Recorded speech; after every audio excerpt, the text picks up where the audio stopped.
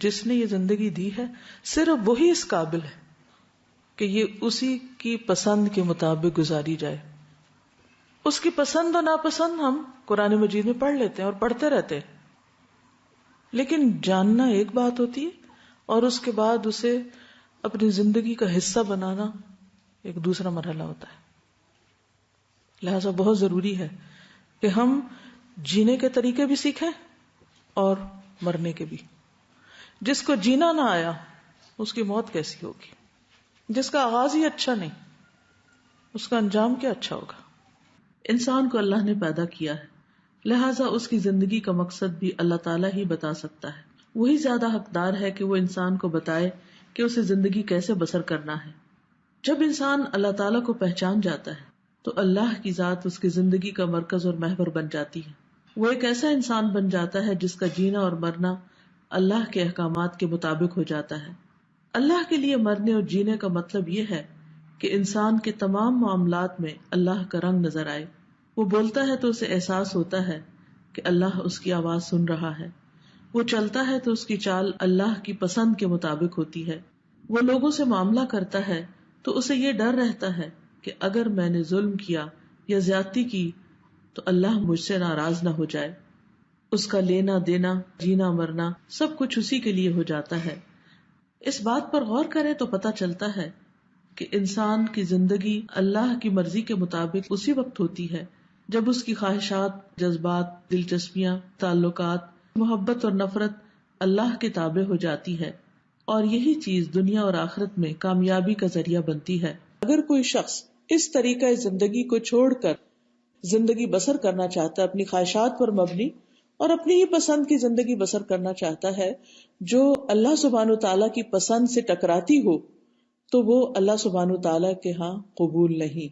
اللہ کا دین بھی قرآن اور سنت صرف سجانے کے لیے نہیں ہے، ڈیکوریٹ کرنے کے لیے نہیں، صرف تقدس کے لیے نہیں، صرف عقیدت کے لیے نہیں ہے کہ ہمارے دل میں ان کی عقیدت ہو کہ ہم ان کو خوبصورت انداز میں لکھ کر صرف ایک دیوار پہ لگا دیں اور ہمیں نہ پتا ہو کہ یہ کہہ کیا رہا ہے. اچھی زندگی بسر کرنے کے لیے اور زیادہ سے زیادہ اس زندگی میں، اس دنیا کی زندگی میں بہترین انسان بن کر رہنے کے لیے، اور پھر برزخ کی زندگی کو خوبصورت بنانے کے لیے، اور اپنی آخرت کی ہمیشہ ہمیشہ کی زندگی کو خوبصورت بنانے کے لیے ایک ہی بات ہے، اور وہ ہے اس دین کو صحیح طور پر سمجھنا، اس کو جاننا، قرآن مجید اور نبی صلی اللہ علیہ وسلم کی سیرت اور سنت کے ساتھ مضبوط تعلق قائم کرنا، اس کو اپنے روزانہ کی زندگی میں اس طرح شامل کر لینا جس طرح ہم اپنے صحت کے لیے ایکسرسائز کو، کھانے پینے کو اور باقی چیزوں کو ضروری سمجھتے ہیں. اور جہاں کہیں ہمارا گزارا کھانے اور ایکسرسائز سے نہیں ہوتا، وہاں ہم مزید سپلیمنٹس، وٹامنز یا پھر کوئی دوا کی ضرورت ہو تو وہ بھی لیتے ہیں تاکہ ہم ہیلدی انسان کے طور پر اس زندگی کو انجوائے کر سکیں.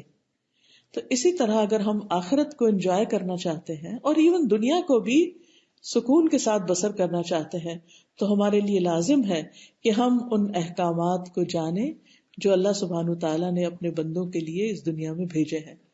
جس کے اعمال اس کے مطابق ہوں گے وہ کامیاب ہو جائیں گے، اور جس کے اس کے اپوزٹ ہوں گے وہ ناکام ہو جائیں گے. اس لیے ہمیں یہ ساری چیزیں ایک کے بعد ایک، چاہے وہ ایمان سے متعلق ہو، چاہے وہ ہمارے روزمرہ کی عبادات سے متعلق ہو، چاہے معاملات سے متعلق ہو، چاہے ادب، آداب اور مینرز سے متعلق ہو، سونے جاگنے، کھانے پینے، اٹھنے بیٹھنے کے، میل ملاقات، دوستی، ہر چیز کے جو آداب ہمیں زندگی میں سکھائے گئے ہیں، ہمارے دین نے ہمیں بتائے، ان سب چیزوں کے مطابق پھر ہمیں اپنی زندگی کو ڈھالنا ہوگا. انسان کی یہ نیچر ہے کہ وہ جس ماحول میں جاتا ہے اس کی بہت سی چیزوں کو دیکھ کر وہ اڈاپٹ کر لیتا ہے. بعض اوقات اس میں کچھ چیزیں تو اچھی ہوتی ہیں، لیکن کچھ چیزیں ایسی بھی ہو سکتی ہیں جو آپ کے دین سے مطابقت نہ رکھتی ہوں، اس سے ٹکراتی ہوں. لہٰذا اگر انسان کے پاس روشنی ہوگی، یہ روشن دین ہوگا جس کو نبی صلی اللہ علیہ وسلم فرمایا نا کہ میں تمہارے پاس روشن دین چھوڑ کر جا رہا ہوں، تو اگر وہ روشنی ہوگی تو انسان کو پہچان ہو جائے گی کہ یہ چیز میرے لیے ٹھیک ہے اور یہ چیز میرے لیے درست نہیں. بالکل ایسے ہی جیسے ہر انسان کو کچھ چیزیں کھانے پینے میں فائدہ دیتی ہیں، لیکن کچھ چیزوں سے اس کو الرجی ہوتی ہے، یا کچھ چیزیں اس کو سوٹ نہیں کرتی، یا کچھ چیزیں کھانے کے بعد وہ کمفرٹیبل نہیں رہتا، اس کا سسٹم اس کو ایکسپٹ نہیں کرتا، تو اس کو پھر کیا کرنا پڑتا ہے؟ ان چیزوں کو چھوڑنا پڑتا ہے. ورنہ بعض الرجیز تو آپ نے دیکھا ہوگا اتنی شدید ہوتی ہیں کہ لائف بھی رسک پر آ جاتی ہے اگر ان چیزوں کو نہ چھوڑا جائے.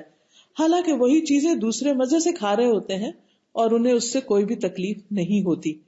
اسی طرح مسلمان کی زندگی میں بھی کچھ چیزیں ایسی ہیں کہ جن کو اسے چھوڑنا ہے، اور وہ ہے اللہ سبحانہ تعالیٰ کی حرام کردہ چیزیں، اس کی ناپسندیدہ چیزیں.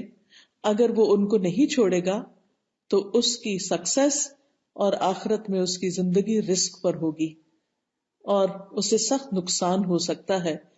قرآن مجید میں اللہ تعالیٰ فرماتے ہیں قد افلح من تزکا وذکر اسم ربہ فصلی، یقیناً فلاح پا گیا جس نے تزکیہ کر لیا اور اپنے رب کا نام ذکر کیا پھر نماز پڑھی. اللہ تعالیٰ سے دعا ہے کہ وہ ہمیں اپنی پسند کے مطابق زندگی بسر کرنے کی توفیق عطا فرمائے، پاکیزگی کا راستہ عطا کرے، اپنے ذکر اور بہترین طریقے کی نماز کی ادائیگی کی توفیق عطا فرمائے. آپ سب کے لیے دعائیں اور نیک تمنائیں. السلام علیکم ورحمۃ اللہ وبرکاتہ.